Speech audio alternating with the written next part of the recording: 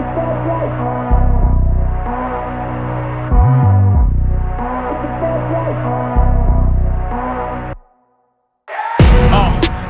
life, the fast living. They see the ambition, they know I'm past driven. Look, we are not the same, this is not a game. I be swerving through the city in and out of lanes. Yeah, cause if I see it, then I want it, then you better know I got it. Ain't no options, I'm about to do the damn thing. I'm an outlaw, you can never catch me. I'm in first place, you can never. These are the moments, only got one life. This is your moment, whether wrong or right. Hello, everyone. Welcome to the Spot Real Talk. My name is Tiara. I'm Tiffany. And I'm Ron. And we are here today with yet another recap of Cross on Amazon Prime. This is the first season, episode 6, and it was titled A Bang, Not a Whimper. But before we get started, please make sure you subscribe to our channel, like this video, and also click that notification bell so you get alerted whenever we post. And if you haven't seen already, we just dropped an interview, last week with someone from Cross on Prime. If you're familiar with Johnny Ray Gill, he plays what's his name on the show? Bobby Trey. Yeah, sorry, my brain is slipping. But Bobby Trey, yeah. So if you haven't had a chance to check out that interview, we did a roundtable style, and it was a lot of fun. I think everybody had a good time on there. So please look in our playlist section and check out that interview. Like I said, that's why the notification bell is so important. So you never know what else we might have coming your way. Also check out the after party that we had. It was Ron's roast. But anyway. I was about to say, Ron, because I think that conversation gonna come back up today after what happened in this episode. It might. I can't promise anything at this point. Well, let's start talking about this episode, because we know that this is kind of the fallout of what happened at that party that Alex went to for Ed's birthday. So we know that Alex got into deep water, with the video being released and everybody looking at him crazy and all those accusations he made against Ed. Now he's sitting up here talking to the union rep, basically turning in his gun and badge and getting suspended. And I thought it was real interesting, the conversation that he had with Chief Anderson. We know she's been on our Who Can Get the Hands list pretty much for every single episode, but she really was not trying to hear him out about this Ed Ramsey situation. And Ed even allowed the police to search this new spot again, and nothing turned up. And he's like, of course nothing's going to come up. He already had time to get rid of everything that he wouldn't want y'all to see. So, of course, Chief is just telling him, just take your suspension and go, like, basically shut up about this whole situation. Exactly. And she was very threatening to him too. Oh yeah. She made me angry because she was just like, oh, you want me to be the villain? I was like, I was like, he's been a top cop for their renowned, for their unit and everything and stuff, and for her to dress him down like that, I was foul. No respect for his skill sets, no respect as a man, no respect for the fact that only he probably could solve the case anyways, because you wouldn't even know about it if it hadn't been for him. Right. And we know, again, we say this, Chief is only concerned about the optics. And we seen how when Alex walked into the station, they were already outside protesting, media's everywhere. You got Malika out there cursing them out. Okay. So I'm like, they put abolish the police abolish on his car. It was terrible. Yeah, he's getting it from every direction. So I'm like, dang, Alex just can't win. And so he also kind of got into it with John. That's why I was like, this conversation that y'all had during the after party might come up again, because we were really talking about, like, was John wrong for kind of putting that video, reporting him for that incident and whatnot. And so now it's come back to bite Alex, and Alex is really, like, this is all brought on by you reporting that. And so, what were you guys' thoughts on that conversation they had, in the police station locker room where they were going at it? Like I said, I don't know why John couldn't see the long game. I don't know why he couldn't see that as a black police officer, top cop. And see, the chief was jealous of that anyway. There may be some deep-rooted jealousy about the fact that he's black and top cop and she's not.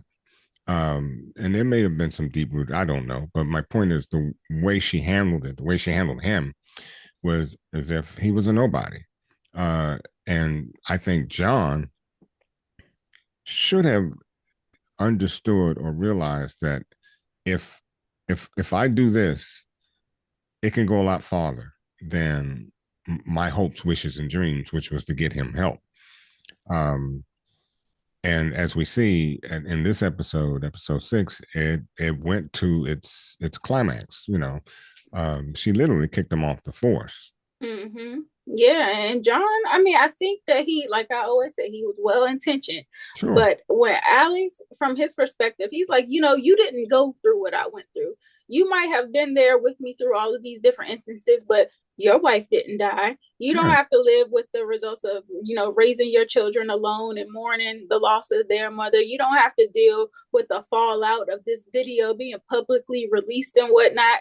So Alex is like, nah, we ain't fam. We ain't nothing. You just an ex-coworker. And I'm like, they seem to have a really, really long history. I think Alex even mentioned that Nana Mama taught John how to tie his shoe. Exactly. Yeah. So they're like brothers. Yeah, basically they are. They literally were damn near family. Right. And for this incident to create all this fallout between them, it's like, okay, now things have really reached a turning point in their relationship. And Alex, they both seem like they are done with each other to a point where, the other officer had to step in and like, hold up, let me mediate before things and blow besides, up. did John ever apologize? No, I don't. I guess he thought he didn't have anything to apologize for. I think he tried to justify why he did what he did, but I don't think that there was an apology like, I'm sorry that, X, Y, and Z happened. And I think that would have been a perfect time to do so at the locker room, in the locker room. I'm sure because we know John didn't intend for that to happen. We know that. But I think that it might have softened the blow a bit if he, just come out and said, hey, in hindsight, I wish I hadn't done that. I'm sorry. But you still need help, and I'll do everything I can to help you, whether you're here or not, something to that effect. Mm-hmm. Yeah. But he stood tall on his conviction, and, they almost went to blows. I think because he was in his face, I think anybody, if, he had, now Alice had a right to be angry. He had a right to be angry in that moment. But if somebody comes in your face with that aggression, your natural inclination is to, Well, I would apologize first. And then if you still step into me, that's another issue. My thing is, hey, let me say what I got to say. But if you still step into me, then I got to say, you invading my space, bro, and your next step might be the last. So, you as a man, I'm gonna suck it up for that one time because I know I made a mistake, and I'm gonna say I made a mistake. But if you keep coming, hold up, I just want to say one thing. Yeah, he should have thought about the long game and all that stuff. He was well intentioned, but I think a very important point that we are missing is that he wasn't the one who released that tape. When we found out who the mole was at the end of the show, that's who released that tape. Yeah. Because Alex said to him, he was like, it was only 2 people that could have done it. And he said, I know it wasn't you. Exactly. So that, even though he videotaped or whatever, he didn't send that tape out to the masses or whatever and stuff. The lieutenant did, the mole. So that's how it got out there. So yeah, they went at it and everything because he took the video and he reported and stuff, but it would have never got out to the masses or even to Ed or any of them had the lieutenant, mole. Why did he record the interview? I mean, why did he record that in the first place? I don't know if I'm a cop and I see my boy doing something that hideous. I don't know if I would have recorded it. I don't think John unless it was it. on his Well, who recorded it though? You can only assume that maybe it was a bystander, or maybe I don't know. Because But I John, think John was in the video with him, like standing next to him, pulling him off of the guy. So okay, so somebody, so he had it. So okay. somebody, so maybe it was on. I don't know. Well, somebody, the lieutenant definitely released it. That's how Ed got it, because when he sent the message and said, "Do it now," now we know that he was sending that message to the lieutenant, who was the mole, and Right. she was the one who released it. So, yeah, well, at this point in the show, we don't know that she did that, but yeah, in the later episodes, not at this point in the show, but by the end of the episode, right? Yeah. So I guess all of that to say, Alex and John are now not working because John has been put off the case by the chief too. She's telling him he's no longer even allowed to work the situation, the case in regards to that. And then Alex, of course, has been suspended. So all they really have to go off is what Kayla is giving them from her own research. And John is telling him, telling Kayla, take that to Alex, give it to him. I'm not in it anymore. So they basically operate in completely separate realms. And what Kayla is able to bring back is that she found out who this White Mike is. Right. And he's like this ex-punk rock band member that Ed was a big fan of in Philly, during his younger days. And so now it's Alex's job to go ahead and investigate that lead that Kayla gave him. So what ends up happening is we know that, the situation at school with Damon also came to a head because all of this stuff with that video being released has affected everybody. Mm-hmm. And Damon got into a fight and ended up getting suspended from school. And then mama thought it would be a good idea for them to go on this trip together, have some daddy-son bonding time and whatnot. And I wasn't mad at her for that suggestion. It was a little forceful, but I do think that Damon really needed that one-on-one kind of bonding with his dad. And it seemed like it was going off well until Alex kind of blew up on him when Damon was kind of pushing for answers about why he did what he did in that video. And he was asking, was it related to mom? And Alex ended up saying, yeah, it was. But Damon wanted more than Alex was willing to give. And he kind of blew up on him, which caused Damon to shut down. I was a little disappointed in Alex's reaction. I'll definitely say that. I might have to give him a hand. Even though I know, he's going through some stuff. It's like, you still gotta, give your son something. It really broke my heart when I heard Damon say, you lost mom, but for me, I lost mom and dad. I was like, oh, that hurt me too. That hurt. That hurt me too. I was like, man, that was lovely. And when Damon put his arms around his father, that almost made me go, man. I'm like, okay, because that right there, man, that showed that he was all in. He knew exactly how his father felt. Mm-hmm. But I want to say, I had a problem with him taking him. The only reason being because it wasn't a field trip. It wasn't. And, it could have gone sideways. And it could have been dangerous. And my point is, okay, so you're going to take him. You're going to stop off and get some huge hamburger and give him 2 shakes. But then when he questions you, which he had every right to do because he was just trying to understand his father, and you were starting to tell him a few things, but then you just snapped, Alex. And I was like, well, I mean, just because he's a kid, he wants to know. And I don't see a problem with you just, talking to him in a sense that he'll understand. But to snap at him like that while you all on your best buddies trip just didn't make a lot of sense to me. Because now, that's because he was still Greek. Like, I mean, I know why he did it. He was wrong. He was wrong. Yeah, he was wrong for snap. He was wrong for snapping at him. But I understood it. It's because when you put together how he's been behaving with everything, like he couldn't go to the gravesite. He wouldn't talk about her. They couldn't even play her song around him. So to me, he had a barrier up, and I feel like he no matter who came at him, if they kept pushing him to it talk would have about been a her, problem. they would have got that reaction from him because he had totally closed himself off Mhm. from dealing with it.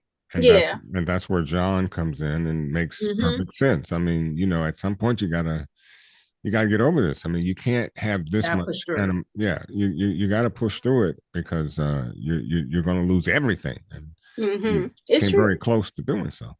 Yeah. But I And didn't like got Nana Mama for pushing that trip on. She get No, the hands as far as I'm concerned. I kind of feel you on that because I was just like, as much as she said your son needs you too and stuff, I was concerned about the same thing as you. Like I was like, what are we gonna find? Yeah. What if he gets hurt? Because like you said, that was a trip. That's a police trip. Exactly. And what something could have gone awry. So Exactly. they did need that time. And one of the things I thought was really humbling was when he started like going off on Damon in the car about him getting in a fight. Put your hands on da. It's fighting because of you. Exactly. because he was calling you names Right. in front of Jenny. Right. And you just set the example that it's okay to fight. Yeah. And so he's like, so then after that, that's when he got the hamburger and fries before. Right. So I was like, he felt bad. That's why he got the hamburger and fries. Yeah. Yeah, but I was glad they were able to smooth it over. Towards the end of the episode, they sat down and bonded over their favorite memories of Mom. And Damon was kind of saying like, yeah, I remember when she took us to the Nats parade and all this stuff. And he was like, what's your favorite memory? And Alex goes into playing all of this montage of recordings that Maria had gotten people to record for their anniversary some years back. That was so sweet. It was very cute. And you could just see Alex just getting emotional and breaking down. But I'm glad that he was able to share that with Damon. Yeah.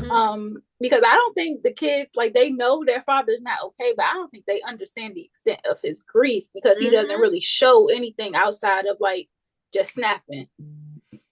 So I think what's Damon? Damon. I think he did once he saw his father cry. Yes. So that's not something that a little boy would expect to see. And I'm glad they had that moment too. Yeah, me too.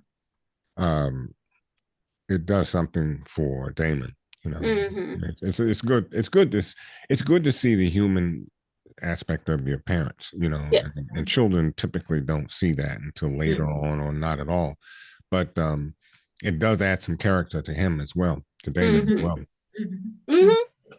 Now, let's start talking about this White Mike situation again, because we know that Alex does make it to Philly, and he meets this White Mike. Mike Grisham is his name. And at first he denies knowing anything about Ed, but then he later admits that, he used to come to his band shows, and, Ed really took to the dark content of the music because they talked about all kind of serial killers and death rituals in their in their band and performances and whatnot. So that's kind of like what attracted Ed to coming to the shows.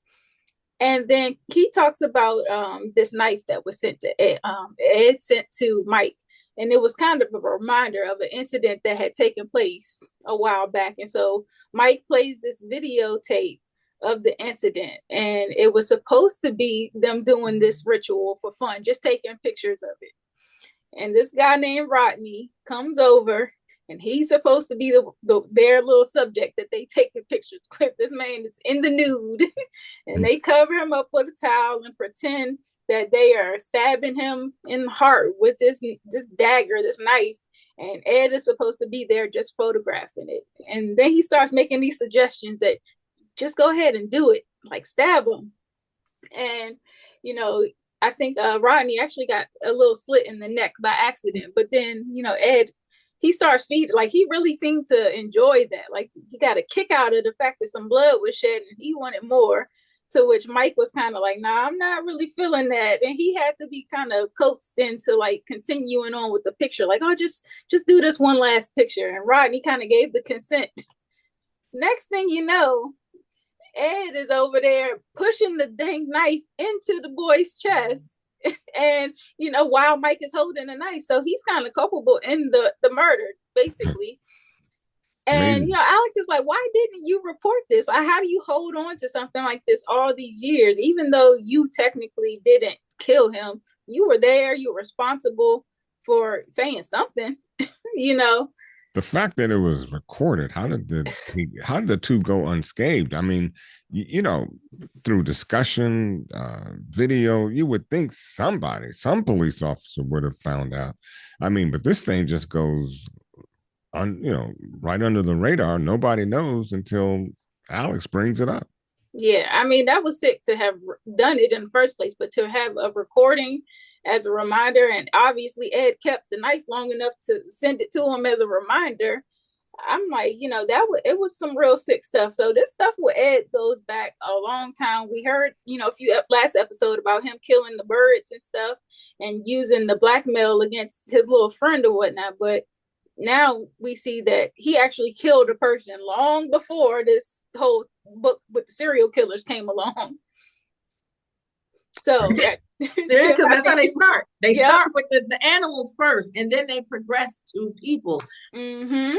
Yeah, and so Mike is talking about being he basically is willing to come in and testify against not Alex, against Ed, and he kind of is worried about how it's going to affect his family or not. But I think Alex kind of gave him a peace of mind that, like, I got you covered. Like, we got you. You're going to, like, we don't blame you for what happened, but this is your opportunity to make things right.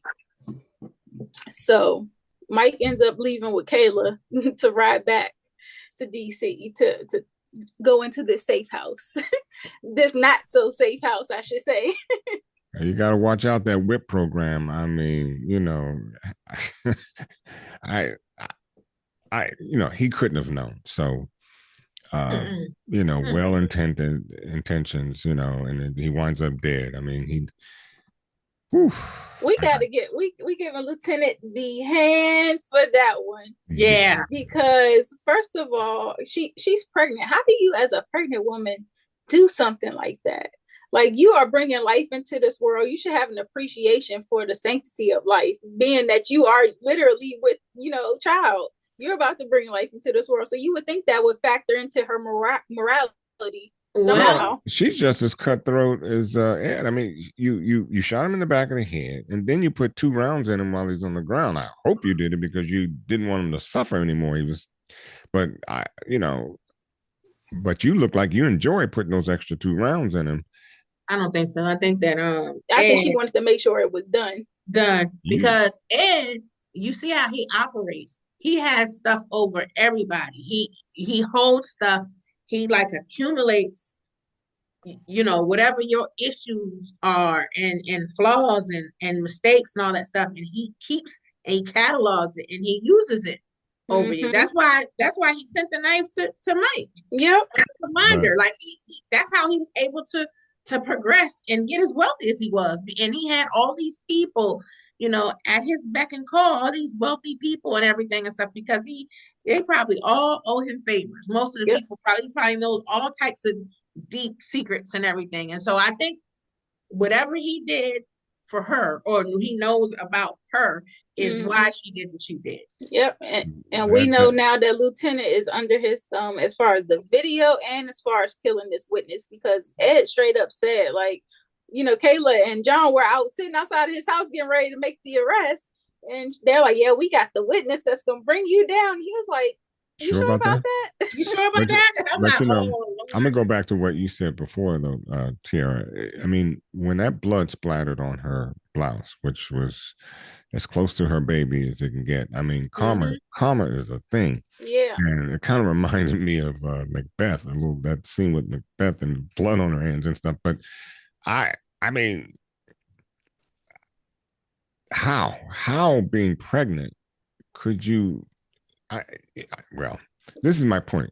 You got to be pretty damn diabolical to do that, because for me, I'm not a woman and I'm not pregnant. I can't get pregnant, but I just can't imagine anything being that bad, because you just set your, whatever that child is, I believe in karma. So, yeah, I don't even have words for this. it was just that wild. I remember when I saw it, I'm like, oh my God, my mouth just hung open because I could not believe somebody could be that diabolical, regardless of what he has on you. But we knew Ed had to have an inside man or Yeah. woman in this case. Yeah. Mm-hmm. And you know what? I'll show the series to my dad when I was out of town with him. And the whole time he thought the chief was the inside man. He was like, it's her. So his so his mind was blown when it was the lieutenant. He was like, okay, I didn't see her coming. I thought he thought it was the chief because she was trying she's a hater. Yeah, because she is a hater and an opportunist. Mm-hmm. Yeah, so that definitely threw a loop. I wasn't seeing that coming. That was a nice little twist in there. But I mean, that definitely complicates things because how do you interact with, I mean, that's literally who they report to. Mm-hmm. And it's like, how do you, I mean, not now, obviously, that he's not on the force, but having those trusted people, I think that they were very right to keep all the dealings with this case between John, Kayla, and Cross himself. So keeping a real tight circle. But I mean, circle just got tighter because we see Cross and Kayla are sleeping together now. Not Cross. I'm sorry, not Cross. John and Kayla. Woo. Okay. He was gonna get one of those brothers because she was. What I tell y'all about Kayla? I said keep your eyes on Kayla because Kayla was trying to throw it at Cross. She was like, "Oh, you look nice. You smell good." I was like, "Look at her." And so when she couldn't get Cross, she was on to John. I was like, "Look at Kayla." And then had the nerve to ask while they were in the stakeout, "Are you going to say anything to Cross?" And he, he's like, wow. "Say what?" Yeah, to keep his mouth shut because he want to go back. Right. Yeah, that's a mess. You should never mix business and pleasure ever. So I'm interested to see how that plays out with them being involved in that way. Hopefully that doesn't ruin any cases for them. Because Kayla has been really pivotal in them getting information and whatnot. So hopefully they can keep it professional. Yeah, she couldn't get door number 1. She got door number 2. Exactly. And so I kind of want to talk about this situation that Nana Mama had going on this episode too, because while Alex is out of town doing his thing, Susan Kowaleski, the lady that Alex previously worked on the case with, pays a visit looking for Alex and whatnot. And Nana Mama's like, well, fill me in on the details of the case because whatever's haunting Alex from the past is affecting all of us. So I deserve to know what's going on. And she kind of gets the details of the case. And I like how Nana Mama played it in this situation too, where she straight up went to homeboy's house and was like, look, chilling with his wife and everything, eating the home cooked meal at the table. But she went there and stood on business, and she's like, look, I know that you buried a confession from Deirdre, who admitted to having an accomplice. So you need to give me the name. And I think that ultimately she did end up getting the name from this guy. So I want to see where that goes in this situation. I like that she went and got some pertinent details that she can relate back to Alex to say, like, look, because we seen early in the episode, Alex actually got some flowers sent to him as he was being suspended. And the card said, you're still my number one. And so obviously whoever this person is still toying with him and taunting him with the fact that that video was released. And so it's like, okay, they still playing games, even as he's going through all these hardships and whatnot. And of course, the Nana Mom was talking to Nancy in the house while Alex is away, talking about all the family's hardships. And, like I say, knowing what we know about future episodes, Miss Nancy got to get the hands in advance. Although she's a cool piece. I mean, she played it well. I mean, to have all that built up, what we know later inside, she's a cool mama. Yeah, I ain't gonna say too much on Miss Nancy, but I just know she getting the hands in advance. Right. Yeah. Keeping the seat warm for Miss Nancy. Yes, indeed. Her and her wigs. Right. So the only other thing I can think that happened this episode is Ed actually got Shannon her custom teeth made, and he called in the surgeon because we know he's a perfectionist. He got her, suited and booted back up. She's nice and stitched. If you can't even really tell when the picture is taken, he got her the best surgeon to do the under stitching and take out some fat to really make the scar tissue seamless. And I'm like, he really is meticulous in what he's trying to accomplish, which kind of plays into the craziness of who he is as a person. I think that having that meticulous nature makes him all the more dangerous. Which is, like I said, I still contend that Cross did exactly what he had to do to get into that party, because Cross knew who he was dealing with. Yeah, he did. I mean, and when we add up everything we know about Mr. Ramsey, and you're Cross, and you got that one opportunity, you don't walk away from that. I'm sorry. Yeah, it's like now or never. It is. It's 11. It's the 11th. We know he did. The argument was he used L to do it. That's right. He did. I'm saying whatever he had to do. That was my biggest point was, if he had to lie to his girlfriend. I don't know, but I mean, she was vulnerable. He did put her in a vulnerable state. He did. It was a dangerous situation and stuff. I understand why. I think she was in a dangerous situation just by going.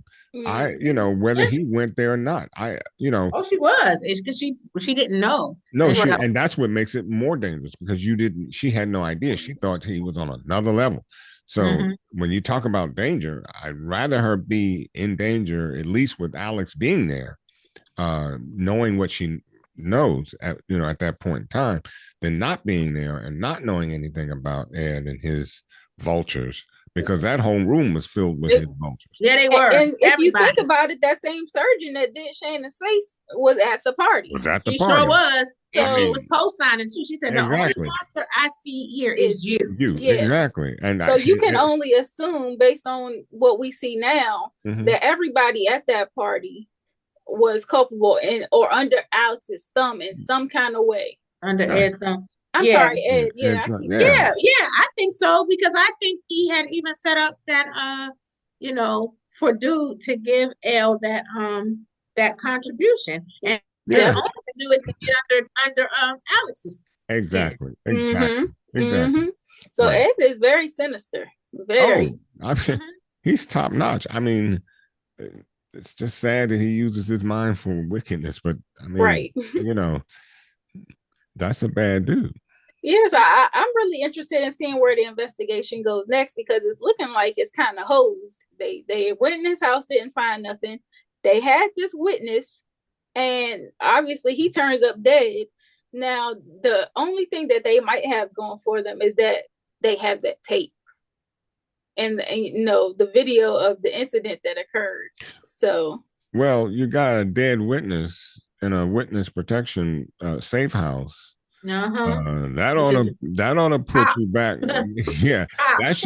That should put you back on notice that Alex might be up to something. So there's something more to this than just Alex being crazy. So Can I tell you that my dad was absolutely furious with Shannon? Why? He was mad because when he saw the episode when she got out and stuff, he was like, this dumb chick is going to wait for him to do and wait for him to turn around before she stabbed. She said she should have finished him and stuff. He said, no, I don't care what happens to her. So he was furious. He was furious. He was like, I don't care what happens to this chick. And I said, you know what? I said, Ron and Tierra said the same thing. I'm so with your daddy, because he's so right. I mean, you have that opportunity, and what do? Blew it. Yeah. Oh, he was done. He was done. He was like, I don't even care. He was like, I'll push the button. Like, that's how you know this show is good, because it gets you invested emotionally like that. Get you all fired up. I mean, because So,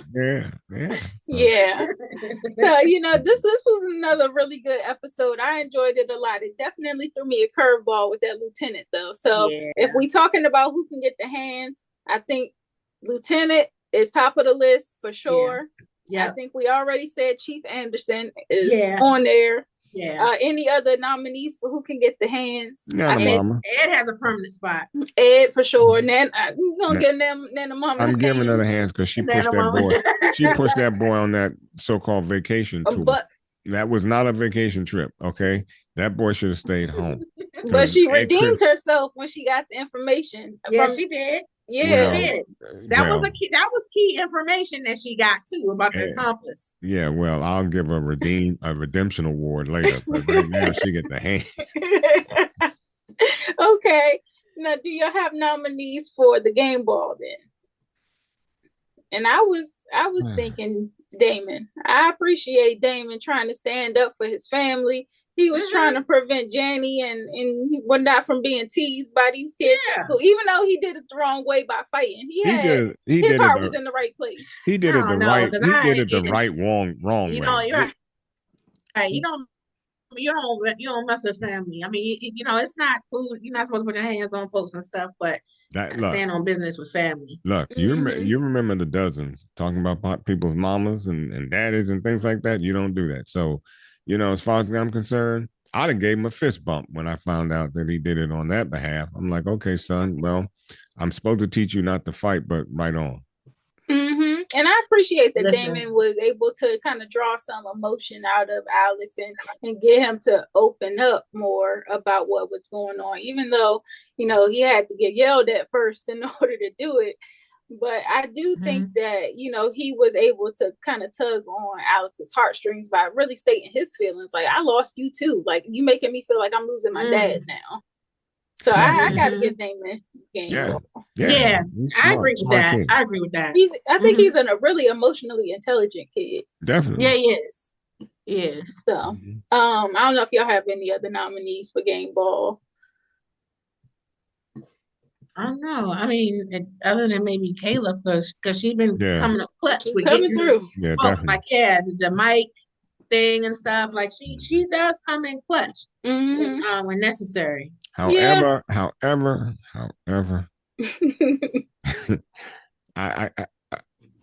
I may have to give you the hands for going after your boys. No, I told y'all to keep your eyes on Kayla. I mean, I think that early on how that's some raunchy stuff. Okay, I mean, you go after one and then you can't get that one, you go after the other. I mean, dang, girl, couldn't you slow? Well, John ain't throw it back.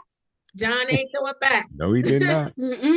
He went and then he went back for seconds. I was about to say. I was like, so. Well, I mean, she did all that advertisement on the bed. I mean, what could he do? I mean, look. Yeah. I don't know. I think I'm with you on giving her the game ball, but she definitely got to chill on mixing the business and pleasure. So she was trying. I'll give her the game ball, but she gets my one eye. Right. She had both my eyes on her several episodes ago. I told you, I was like, she wanted him. I mean, and I didn't even know she wanted John at the time. Yeah. She was clearly on Alex. Yeah. But that was the thing too. I mean, it's not like, in the beginning, she was like, oh, I can have either one of them. I mean, she went straight for Alex. And the next thing you know, she in bed with John. Remember when she followed him after he spent the night over at Elle's house? And when he said, how'd you find me? And she said, "Oh, I put a tracker on you a long time ago." So I think she knew, like, okay, he got somebody. He's into somebody else. Yeah. So she tried her hand with John. Plan B.